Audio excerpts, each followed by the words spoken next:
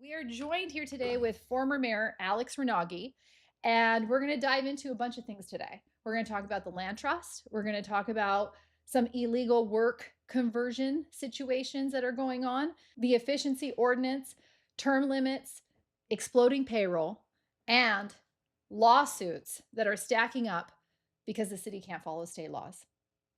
Thank you for Well, joining me. great to be here. And just as a disclosure, I'm speaking today as an individual, not as representing the views of my fellow council members or the city of Laguna Beach. And then also, as I said to you earlier, Marcella, all questions are no questions are off limits, except we're not going to be talking about any pending litigation related to the city of Laguna Beach for legal reasons. But beyond Okay. that, you can ask me anything. And I didn't get these questions in advance, so. I guess I could say I'm looking forward to this, but You didn't. I did not prep you at you all. did So not. I So appreciate you coming on. Okay, why don't we get started with the land trust? okay. Tell everyone a little bit about the land trust because I don't think a lot of people understand it. Yeah, so stepping back, I think that one of the defining features that we all know about Laguna Beach is that we are an artist colony, and it's very important that as we look at our 100-year anniversary in 2027, that we ensure that for the next 100 years of our city's existence, that we have artists that are able to live here. And with rising land costs, rising housing costs, it's become increasingly difficult for artists to be a part of our community. I really applaud the work that that Dornan Investment Group did with the Art Lofts project, where we got, is it 28 or 30, 28. 28 units with eight very low income units without government subsidy. So we really appreciate that. But the goal with the land trust is essentially a public-private partnership to make the investments in artist housing. And so there was recently a board formed with a lot of people in this community who have expertise in real estate development, who are major contributors to our nonprofits in town that have a lot of financial capacity. And the idea with the loan that was just approved by the council is that within 5 years, that loan would be paid back and the land trust would take over these two properties in the canyon. So it's really, the idea is to deploy public dollars as a bridge to allow the nonprofit and private sector to be able to make this deal pencil out, so mitigating the risk for the city. So it's almost like a bridge loan. Yes. Okay. So a few questions that I have on Okay. that. What if the land trust can't pay the loan back? I know that I was listening to Mark on the Voice of Laguna, I think it Okay. was, and he said, well, then you just have to sell the property. You and I have been in development before. Sometimes it's just not that easy Yeah. just to sell the property. And if the goal is to redevelop it for artist work, live Correct. housing, there is development feasibility studies. Like there's so much that goes into Yeah. trying to make a project something. It's not rocket science, but development can be close to rocket science sometimes. Well, it can be, but depends on who's on the board, who's Yep. running it. And at the end of the day, was there feasibility studies? Was there a business plan? What is the plan? And what happens if we can't make that plan come to Yeah. fruition? So I think 2 points. One is that there is risk involved. To say that there's not risk would not be intellectually honest. So there is risk on that the city is taking on, and I think that there's sort of two ways that as I see it, that we mitigate that risk. Number one is we have an appraisal that shows that the property that at the current value, we're buying it for what the market would bear for that, right? And so in Laguna Beach, I you rarely see people who making investment in Laguna Beach real estate is typically not a bad thing, No, right? typically not. But there's money that has to go into making A- this a viable project. So where do you Absolutely. get that money? So I think that, so to answer the first question, if the land trust was not able to raise the money in 5 years, we could sell the property again. That's not the goal. But I think what really convinced me to support this was because I look at it very conservatively in terms of, the role of local government is, in my view, three things: public safety, infrastructure, and the efficient delivery of government services that only the government can provide, whether it's permitting or things like that. And so the idea of tying up $8 million without an ability to get that money back for something unrelated to those three core principles is something that I wouldn't be supportive of. But I think that the group of people that were assembled to be a part of this really gave me the assurances that they are all in to make sure that this deal works, and that they're going to be able to raise the money and then figure out how to refinance the property to get the city out of the deal, get the money paid back, and then hopefully figure out a redevelopment plan of how we can add more artists live work affordable units in town. So you guys are thinking that the people that were assigned to this group are able to fundraise private Correct. funding to help the development of the project, Correct. and And then pay from the city there back. and pay the city back, and then from there, they would refinance the whole thing for construction. Correct, correct. Or keeping it as is. I don't know. There's not a specific plan at this point about whether to what extent it would be redeveloped. Mhm. But that is the plan. So the 2 properties that were identified, Correct. why did you choose those 2 properties? There's lots of land and different properties in Laguna Beach, especially in the canyon. Yeah. I think those were just on the market at the time, and Mhm, if we had not moved forward, we would have lost a lot of there's only a few live workspaces, but there mhm, are a lot of workspaces. mhm. So I believe the view of the council was essentially one that there's an opportunity here to potentially add more units, but probably perhaps more importantly is inaction would have led to losing The a opportunity. significant amount of units in town. Because let's say it turned into a, someone bought it and then just evicted But everyone. And currently, it's not work live, it's just work. yeah, Yeah. so but still, you artists need to be able to work, Okay, so the right? goal is to either make it work live or retain it just to keep it work. Exactly. So possibility of not having it redeveloped. That's a possibility. Okay.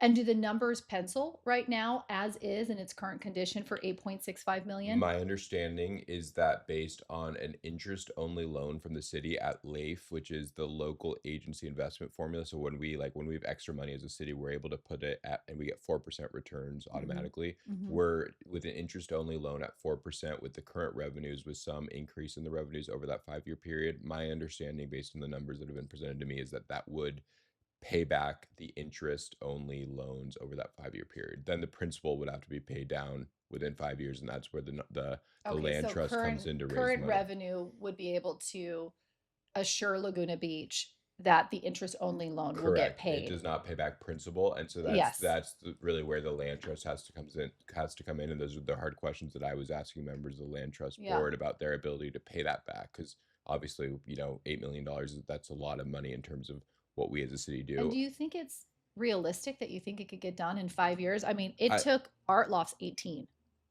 Well, I think hopefully that's something that we never have 18 years for a good project like that again in Laguna Beach. But I do think that the group of people involved really did give me confidence that they can make this happen.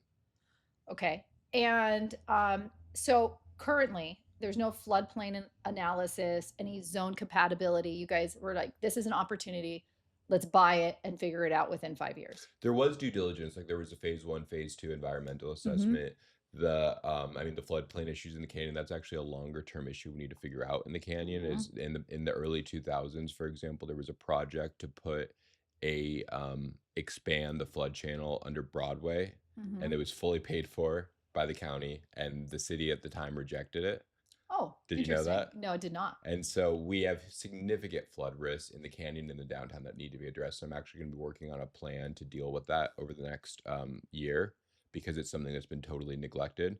But with respect to going back, that's a longer term Why was it issue. rejected? Because in Laguna Beach, we don't like to invest in infrastructure, unfortunately. The idea was that people didn't want to have Broadway closed over, I think it was like a year period, and Okay. have the merchants have that short-term pain. Right. But I think there's ways that you can Mitigate that. mitigate that, and I Yeah. think you have to invest in infrastructure. I mean, You that's have when to. you're a 100-year-old city, especially, you need to make those investments. I think in Laguna, we've also had this idea that any investments in infrastructure leads to future development, and we never want any development.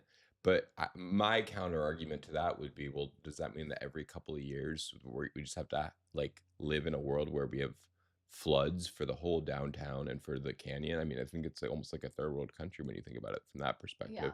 We should not be living like that. No, So we shouldn't. I that mean, goes back to investing in infrastructure and making sure that we are taking care of our basic needs. and how was the committee selected for the land trust? They were selected. So, council member Whalen and now Mayor Orgill, they were the ad hoc committee, and I believe, did a public interview process where people applied and they interviewed the applicants and then selected a committee. And were any other city council members involved with selecting the committee, or it was just It those was just two? the two of them. Okay. And how does that work when you do an ad hoc? Is it your fellow council members that elect each other? How does that Correct. work? Yeah, we at the beginning of the year, when we do our strategic planning, we form different ad hoc committees, because under the Brown Act, three of us, a majority, can never talk. The only way that we can ever make a decision is if we do it in public, right? Or if it's a closed session Okay. decision, which is there's very limited circumstance when you can go into closed session, like legal, property, something like that, where there's a basis for why you need to do it behind closed doors. But other than that, every other decision needs to be made in closed session. So ad hoc committees provide an opportunity for two council members to work on a certain issue within the parameters set by the council as a whole. Okay, so Mark and Bob will also be working with the committee. It wasn't Correct. like they just selected them and now city council is hands off. Yeah, they're going to be, I think, involved with it because again, the city has a big investment here, so they're Mhm. going to be involved in working with this newly formed land trust, and especially as they move towards a nonprofit 501c3 filing, which I guess is delayed because the government shut down and different Right. different issues like Yeah. that. But yeah, they're going to be involved. And currently it is not zoned for work live. It currently is zoned just for work. That is my understanding, and so I think that that will be part of the redevelopment plan. Because the good thing about being the city is that we have the ability to look at the zoning and make those changes. So can I ask you a question? Yes, You ready?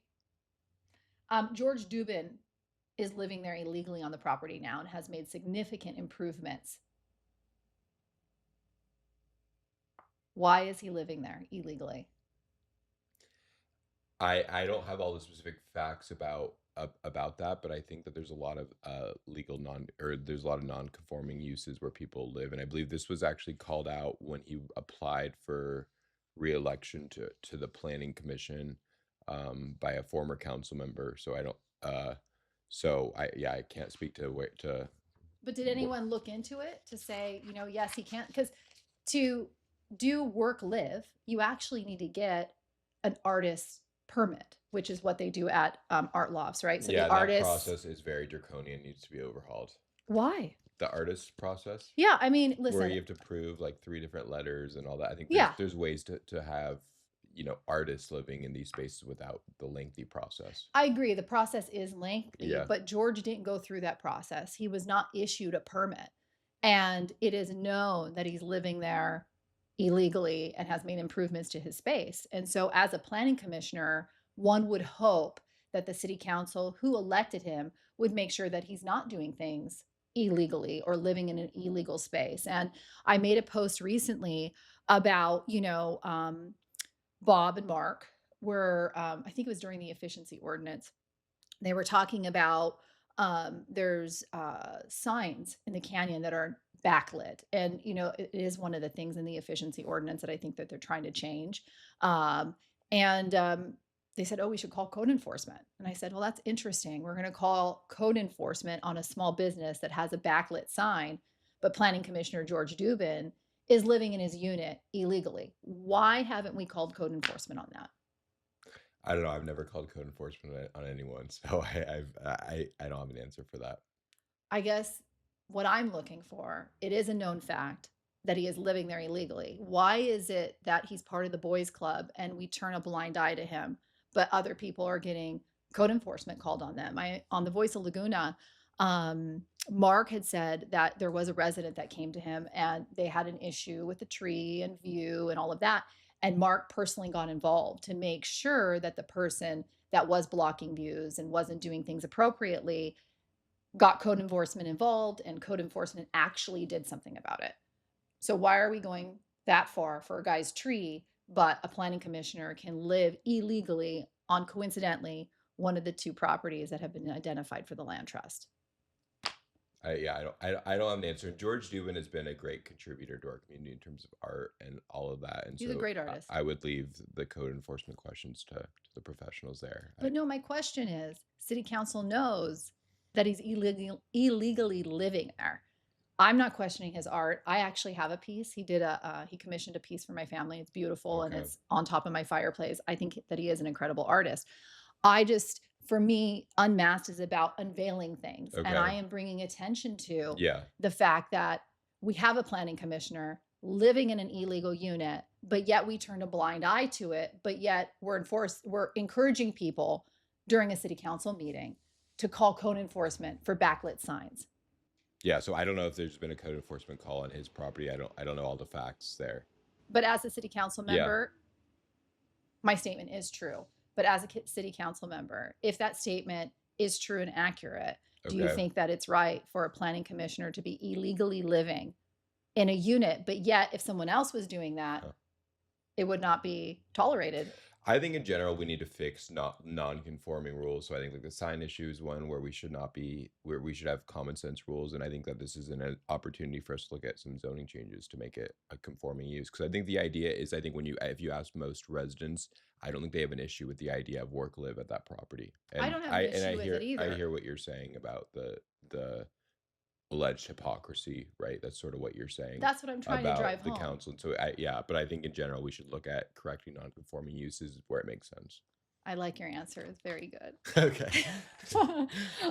Okay, so obviously the plan, hopefully, will be to provide more work live housing Correct. for Laguna. That's my goal. What time frame do you think that's going to get That's a done? good question.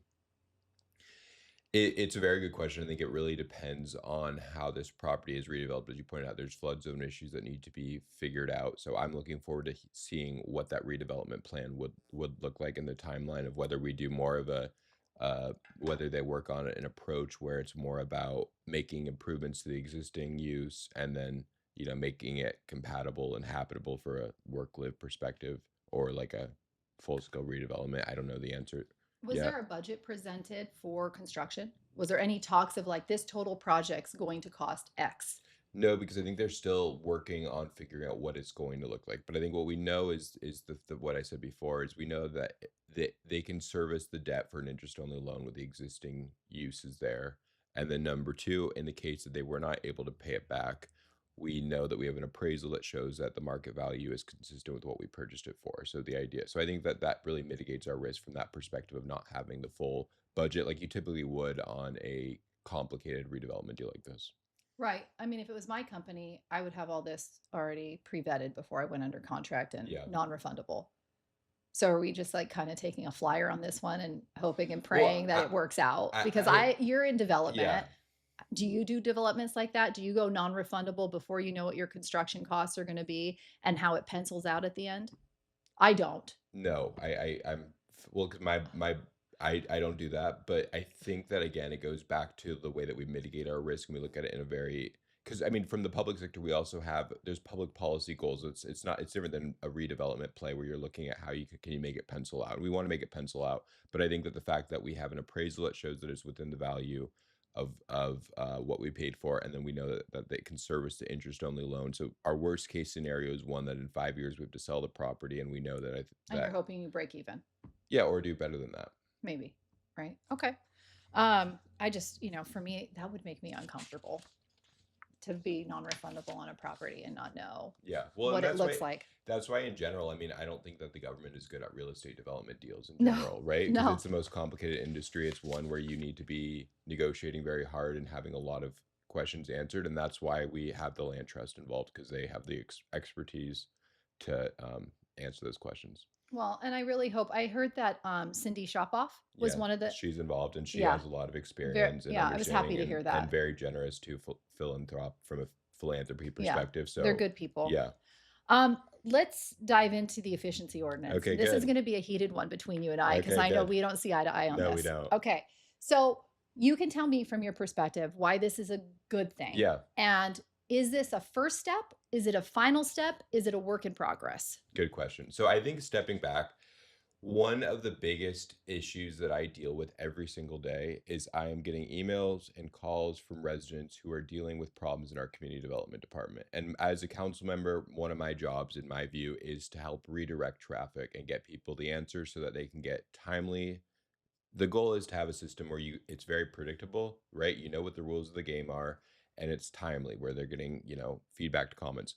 Earlier this year, I actually one of the things that I like to do as a council member is to shadow different city departments. So every year I go on Wave Watch. I swim out with our lifeguards and I do a day there. We actually were involved in I wasn't involved, but I just sat there while they rescued someone In the who raft or were you on the we beach? were on the boat, and then Okay. at Aliso Beach, there was somebody who got paralyzed from the waves, and we actually, because in the summer there's so much traffic, and so wave watch, we were actually able to get there before the first responders because we were, in the ocean, Right. and the lifeguards were able to rescue the person. And so I like to shadow. I do a police ride along. I'm scheduling a fire ride along.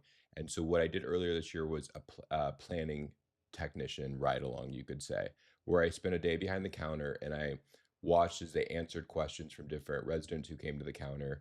I did a couple plan checks with them where I watched, and there are 300 things that they have to check for in every application. Can you believe that? 300. There's an actual 300 There's like an checklist? Excel spreadsheet that's 300 things. And Okay. so people complain about how slow the city is, but when you actually see it from the city staff's perspective, you would ask the question of why Are these subjective or objective 300 things? These are more of just the objective things to get you through the plan check process. And we can get into the subjective or subjective in a bit. But so my whole take on that is that, look, as a council, and one of the things as a council that we've done is we're all about data. So every month we get a report from our community development director about the time it takes for someone to submit a project, right? Get through the planning process, through the planning plan check process, get to the time it takes to get to design review, and the time from there it takes to get their building permit. And our goal is to see that those numbers go down. And also, what are they right now? I don't have that number off the top of my head, Okay. but I can send you the Okay. report from. And how are you tracking that? How are they tracking it? Is there a system, There's software? a system set up now. Okay. We have a software. Is that new? That's relatively new, and we have a really good community development director who's done a good, because Okay. the numbers have been reduced. And one of the things we actually were dealing with was there's the Permit Streamlining Act provides for a 30-day review of all plans. So when you submit, you need to get your comments within 30 days. We were not following that. Oh yeah, I know that. Now we are following that, and well, I'll show you the data. But here's why. And I want to go back to the original question, Yeah. but 30 days is great, right? But if you're a planner and you just spit it out to say, "Oh, here's my 30 days," okay? Yeah. And I get my first round comments and they're incomplete. I don't believe that that's an efficient 30 day. I agree with you, and that's sort of why we. Do you want a high five on that? Okay.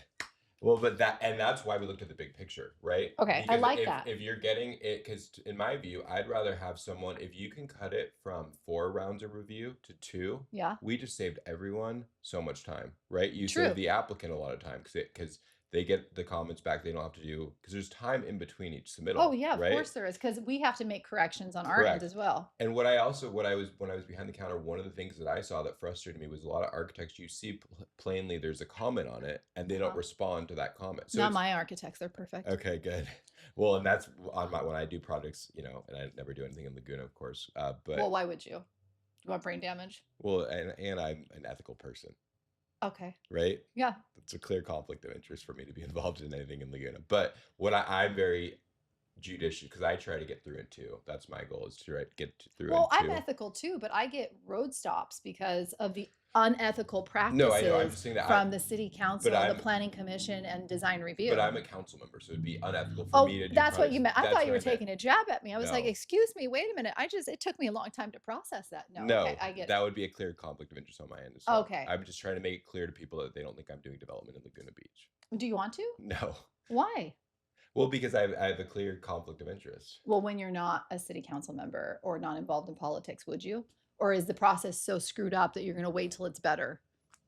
No, well, I think it's more about the conflict of interest. That's how I'm thinking about it right now. And I don't want to be one of those people who's just trying to game the system for purposes of my own, just because I have a lot of knowledge about the process. I Yeah. don't know if it's fair for me to be involved. But I would anyway, agree. Okay, so- going back. So okay, so I give we're talking yeah, about 30-day so turnaround and it's So I'm incomplete. trying to get the context of the efficiency ordinance, Yeah. right? And so what we basically said to staff is, how do we minimize this timeline where it goes from your first submittal Mhm. to getting your building permit? Mhm. And one of the answers is we need to make it where there are more things that are objective and more things that don't have to go to design review, Mhm. right? Because whenever you have to go to design review, you have to notice it. There's multiple hearings. And Right. so the efficiency ordinance is basically what our staff, who are the ones on the front lines of dealing with this, is telling us are going to help reduce the timeline that it takes for people to get their projects through the process. But part of the problem is, Alex, I've been through this process Yeah. a lot. And even when there is a staff approval, a staff recommendation for approval, Yep. it doesn't get approved Well, because and planning commission, design review, and city council has their own ideas. Well, and that's why I think taking more things from discretionary to ministerial, meaning that staff approves it, as opposed to it having to go to planning commission or Okay. which I think is something you would agree with, Yeah, right? we'll circle back to that. I And, agree, but I and don't agree that we'll get into it. yeah, But going back to the 30-day process, how are you guys going to fix that the planners are going to give us back our comments in 30 days, but they're so either rushed because they have too many projects yeah, on their desk, maybe there's not enough planners, that it's incomplete. So then I give it to my amazing architects who yeah, don't miss a comment, because I also have an internal team that yeah. also makes That double sure. checks the architects are Yes, doing their right. job. That's what I think So anyone should do, right, right? we Who's have a doing a great team. project I'm is we not want. trying to toot my own horn, but Okay. but that's the thing. The reason my team checks Yeah, and works in partnership with the architect is so that when we submit back, every comment is yeah, taken and care there's of. not new comments that come in that we're not, because that's illegal actually. The Well, Permit Streamlining Act provides for you can't add new comments that weren't on the previous application. but it happens. Well, and so that's why we're doing what we're doing with this efficiency ordinance, is because the idea is that when you take things away from design review and you make it a ministerial process, that creates a lot of staff time, and that staff time allows them to go and review these in a really complete way, Mhm. provide really responsive comments. Ideally, we want two submittals. That's our goal, is to make it where So everyone. are you saying two submittals, as in I give you my original, Yeah. you make the comments, I make all the comments, I give it back to you, and then we're done, Yeah, assuming the comments are addressed. assuming that they're all That's the addressed, goal. right? In a perfect Yeah, yeah. world, that's what I would love to see, is where everyone is getting through in two, and you can't. I mean, we're not going to just approve if an architect's not responding to the comments. You can't. Then you're going No, to go to that's third. completely understand, but I'm telling you But from personal experience, yeah, that's not how it's been, where totally. I address all comments, and then the next round Yeah, is another 150 comments because all they did is do a couple of scribbles on a piece of paper and throw it back at yeah. me. No, and so I think that's why this efficiency ordinance, it's going to be a game changer, because it's going to make more things ministerial. It's going to create more time for the planners to focus on the projects that are really the complicated ones, and provide those really timely comments. And that's why the council is tracking the data on not just how many times they're complying, because it'd be easy to say, oh, we're complying with the 30-day rule, but then everyone's going through 5 submittals. That's not more efficient, No, right? 100% And so that's why agree. we've created a system of tracking it, where we're actually looking And at. that's the new software that you're talking Yeah, about? and Okay. the monthly report, and it's always on our consent calendar. And typically, someone will pull it from the consent calendar. We'll get an update, and we'll Mhm. ask if there's, we'll ask about what's going on. One of the things I'm also focused on is creating. There's new state laws that create a process for a third party review for a building plan check, and I so was gonna ask you about that. that's one of the things that I'm very interested in. For example, right now, when people are doing, if you install like a water tank, a hot water tank or whatever, Mhm. or even solar, you have to have the city involved to inspect it. Why can't a third party inspect it? And then we have an auditing system where the city ensures that they're, doing the right thing. I think there's common sense approaches that we can do to take the city out of it. There's ways, obviously, we want the health and safety Would codes to that be followed. also decrease the payroll? That would, Yeah, because I want to okay, we'll jump get into to that that. as well Yeah. at some point. But so going back into the efficiency Yes. ordinance. So Yeah. Alex, I'm going to play a little clip from the November 18th meeting, Okay. and I want you to explain to me what you meant by this. Okay. Good. People who come in and have a lot of money to go and hire, an architect and then a spinner, and then, try to not abuse the process, but just deal with the process in a way where if you're just a regular person who doesn't have a lot of extra money, that process doesn't work for you. So I think that we're incentivizing the types of projects that we actually want, which I really like. So my question to you is, after you explain what this Yeah, means, I like those comments. is why does it matter if people have a lot of money? It doesn't matter. But that's what you're saying. It's That's like not you're, what I'm saying. yes, I think you're saying that the average person should be able to come in here and develop because the people that have money hire the architects and the spinners. Well, the reason the Coratanis of the world are employed is because the city has empowered them to be I employed. think that we're saying the exact same thing.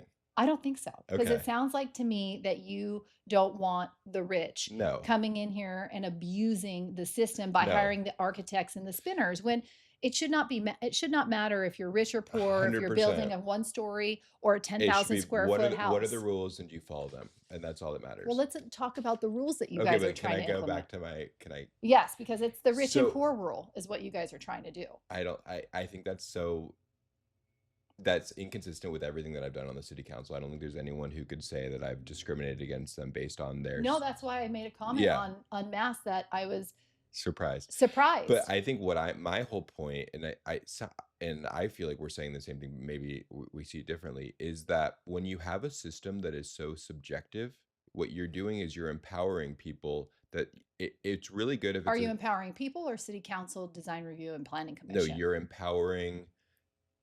That's a good point. You're empowering. Because the people is you guys. Yeah, you're empowering us, and and you're empowering subjective decision makers to basically, and where the rules can basically change in the middle of a game, and that creates a culture where you have to hire a lobbyist or someone who intricately knows the system. When I'm talking to people who are raising concerns about these issues, so for example, let me give you a perfect context of this.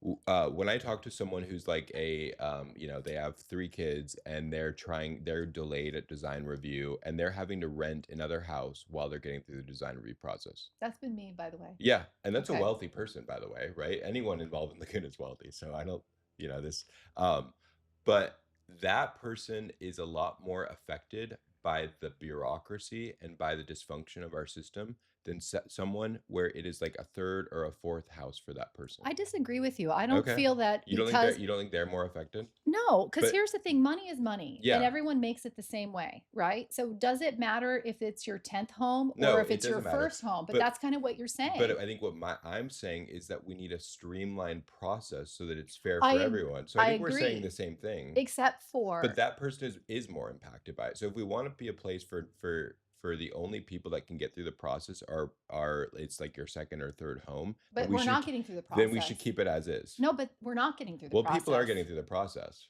Well, but how many it's years taken later? that's the problem. Right. So So it I think doesn't we're really matter if it's your first home or it's your 10th home. At the end of the day, the problem is the and I think process. we agree. Yeah, but it's not a matter of rich or poor. And No, but I think that the people people being who able to are most hire, impacted by it, I don't think you should have to hire someone like that to get through our process. I think that everyone's impacted. And I agree Okay, with I you. agree. But that statement to me felt like you want to empower people who don't have money versus the people that have money. Oh, well, waste your money. I don't want you to No, abuse I don't the want system. anyone. I don't want people with money or people without money to have to pay for a lobbyist to get through our system. Okay. We can agree on Okay. that.